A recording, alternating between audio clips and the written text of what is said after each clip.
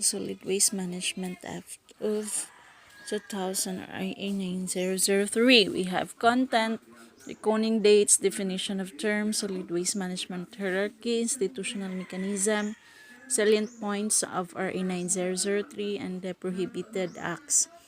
RA 9003 approved on January 26, 2001, took effect on February 16, 2001.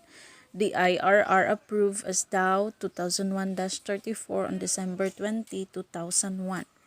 Chapter 1, Article 2, Section 3, Definition of Terms. We have solid waste are all discarded household, commercial waste, non-hazardous institutional, and industrial waste, street sweepings, construction debris, agriculture waste, and other non-hazardous or non-toxic solid waste.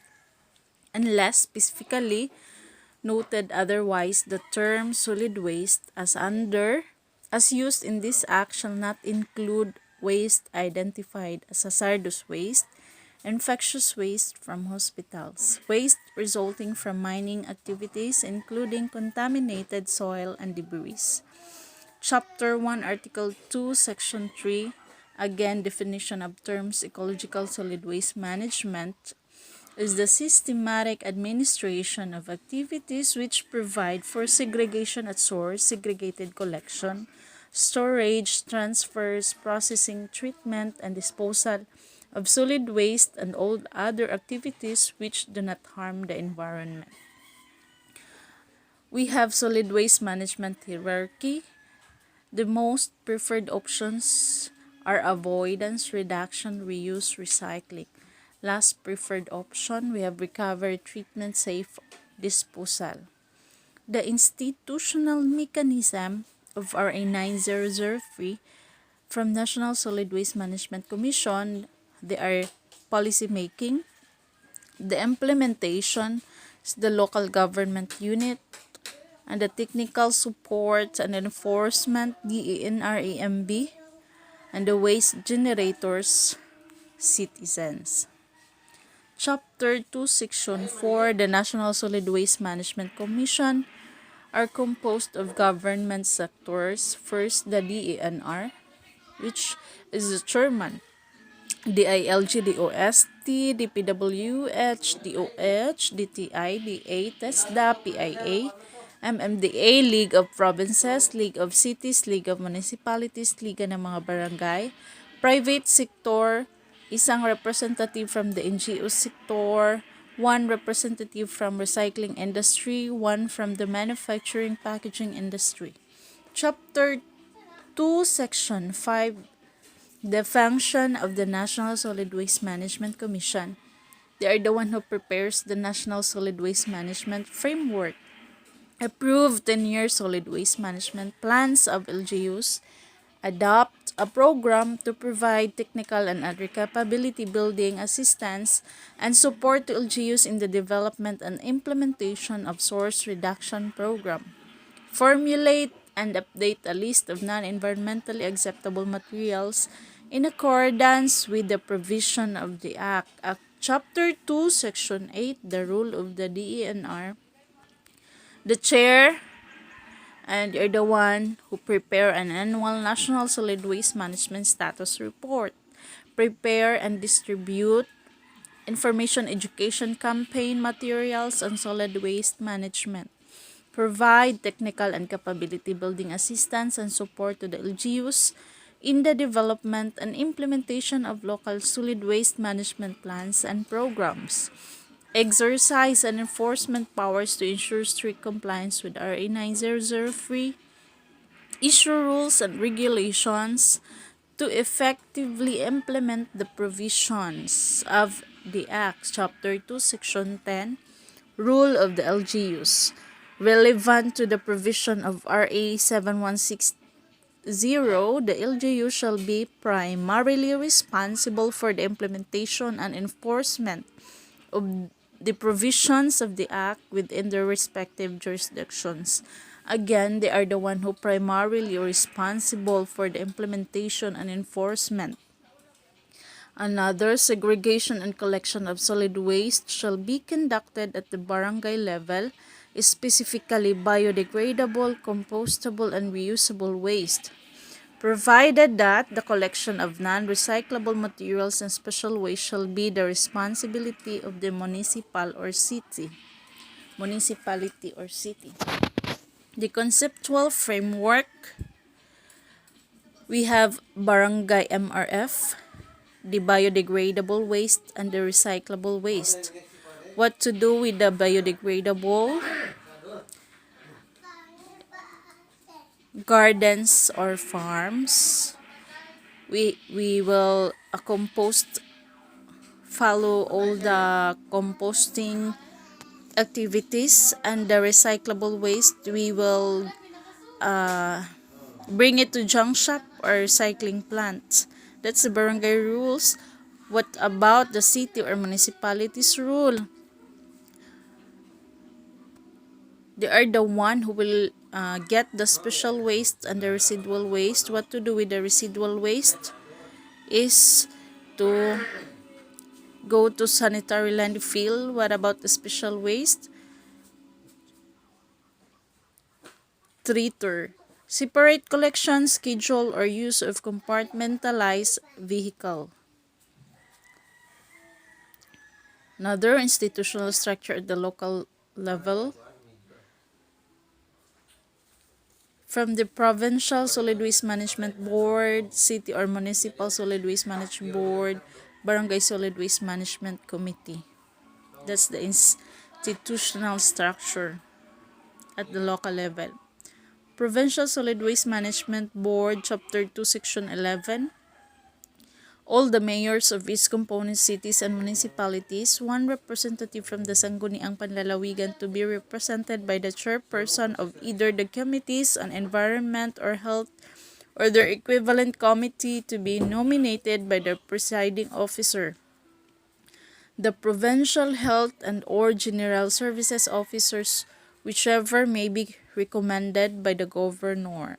The provincial environment and natural resources officer, the provincial engineer, congressional representatives from each congressional district within the province, a representative from the NGO sector whose principal purpose is to promote recycling and the protection of air, land, water quality. Representative from the recycling industry, representative from the manufacturing or packaging industry, and representative of each concerned government agency possessing relevant technical and marketing expertise as may be determined by the board. Another, develop provincial solid waste management plan from the submitted solid waste management plans of the directive city and municipal solid waste management boards. Logistical and operational support to municipalities and cities. Recommend measures and safeguards against pollution. Recommend measures to generate resources, funding, and implementation of projects and activities. Development of an appropriate incentive scheme as an integral component of the provincial solid waste management plan. Oversee the implementation of the provincial solid waste management plan. Allow for the clustering of LGUs for the solution of common solid waste management problem. Section 12 of Chapter 2, City and Municipality Solid Waste Management Board. For one representative the Sangguniang Panglungsod or the Sangguniang Bayan,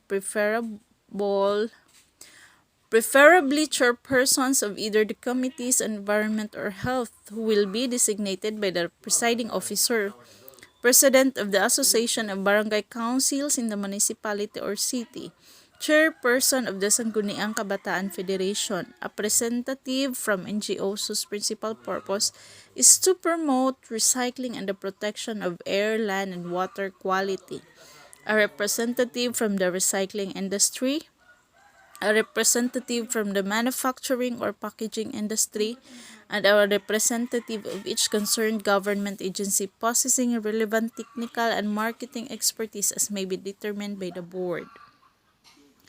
City and another Solid Waste Management Board from the city and municipal. Of Section 12, develop the city or municipal solid waste management plan that shall ensure the long-term management of solid waste, as well as integrate the various solid waste management programs and strategies of the barangays in its area of jurisdiction. Adopt measures to promote and ensure the viability and effective implementation of solid waste management program in its component barangays. Monitor the implementation of the city municipal solid waste management plan through its various political subdivisions and in cooperation with the private sector and the NGOs. Adopt specific revenue generating measures to promote the viability of its solid waste management plan. Provide the necessary logistic and operational support to its component cities and municipalities in consonance with the subsection of Section 17 of the Local Government Code. Recommend measures and safeguard against pollution and for the preservation of the natural ecosystem, and coordinated the effort of its component barangays in the implementation of the city or municipal solid waste management plan. It shall be the duty of the city, municipal, solid waste management board to assist barangays in their solid waste management where the barangay cannot financially or adequately manage all waste segregation, sorting, recovery, recycling, and composting conducted at the MRF. Barangay Solid Waste Management Committee, Section 7, Rule 6 of the IRR.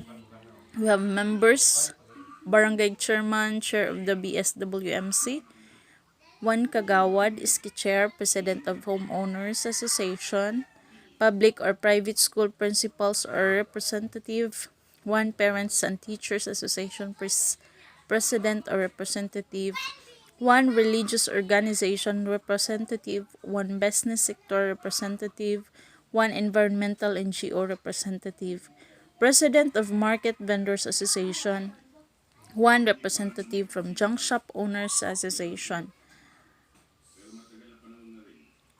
Function and responsibilities of the Barangay Solid Waste Management Committee: formulate solid waste management program consistent with the MSWM plan, segregate and collect biodegradable, compostable, reusable waste, establish MRF, allocate barangay funds, look for sources of funds, organize core coordinators, submit solid waste management monthly report. So we have the salient points of RA 9003, Chapter 3, Article 1, Section 16. The Local Government Solid Waste Management Plan, the province, city, or municipality through its local solid waste management boards shall prepare its respective 10-year solid waste management plans consistent with the National Solid Waste Management Framework. That the solid waste management plan shall be for the reuse, recycling, and composting of waste generated in the respective jurisdiction. That the solid waste management plans shall ensure the efficient management of solid waste generated within its jurisdiction. Waste Analysis and Characterization Study, or WACS. It is a process that will help us to find out if we study the amount and characteristic of our waste, we can reduce the amount of waste we produce, reuse, recover, or recycle materials that have value, minimize what we have to treat or dispose. So, what to process, how much waste is generated by our city or municipality, including establishment and other waste sources in kilograms per day. What kind of materials are found in our waste? There's a solid waste generation in the Philippines from national projected 2020 waste generation 21,425,676 metric tons. Weighted average per capita generation 0.40 kilogram per day times the population. Okay, kada isa we have 0.4.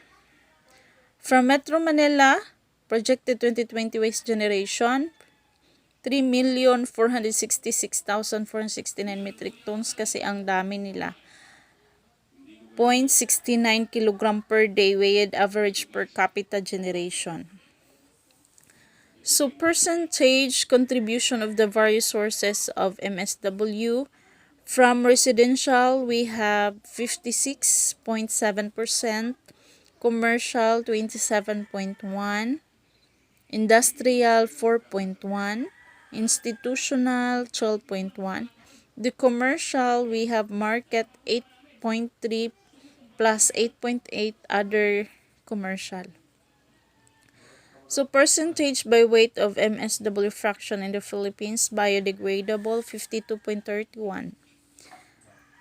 Recyclables 27.78, composed of paper and cardboard 8.70%, plastics 10.55, metals 4.22%, glass 2.34%, textile 1.61, leather and rubber 0.37%.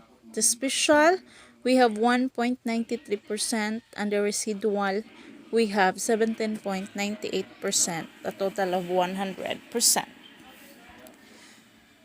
Section 19, Article 1, Chapter 3, Segregation at Source.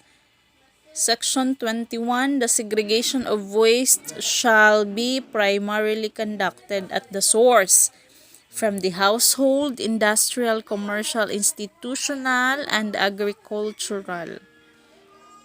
We have separate storage waste container, properly marked or labeled.